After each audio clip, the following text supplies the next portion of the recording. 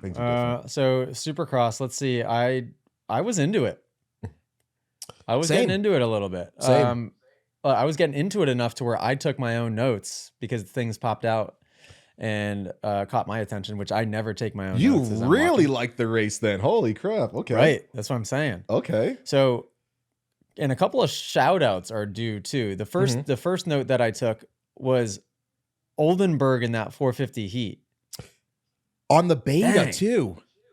Dang. Yeah. I mean,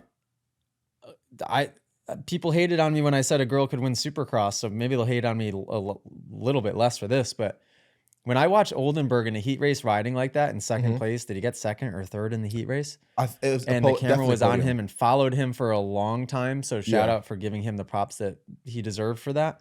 He looked phenomenal. I watched that and I go, and you can kind of track back to, when we were racing the same class together in 2013 and 14. And he's just got a little bit better.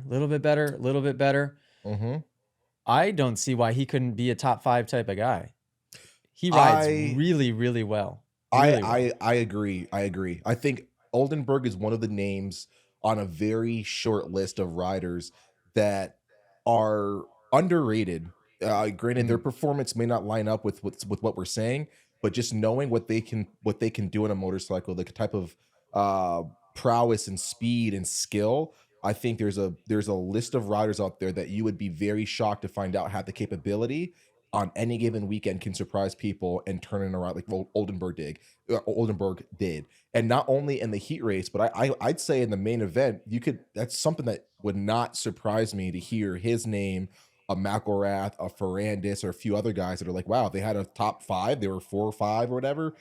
I believe it, so it's pretty incredible. McElrath's another one that's a little bit of a sleeper, but he's had his results in the 250 class. And Oldenburg is one that's just kind of like climbed up the ranks a little bit. And you can tell he's got that confidence now. I mean, he was just railing some of those corners, and he just he has really good fluid technique. He doesn't look like he moves around the bike a lot.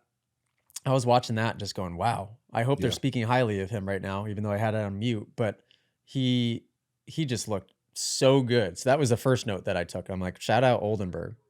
If you guys enjoyed this podcast clip and you want to listen to full episodes, you can do so on Spotify and Apple Music. If you want to send in your own video submission, you can join us in the Moto Academy family inside of the Moto Academy app by just going to themotoacademy.com. That's also where you can sign up for a class. Okay, guys, see you next episode.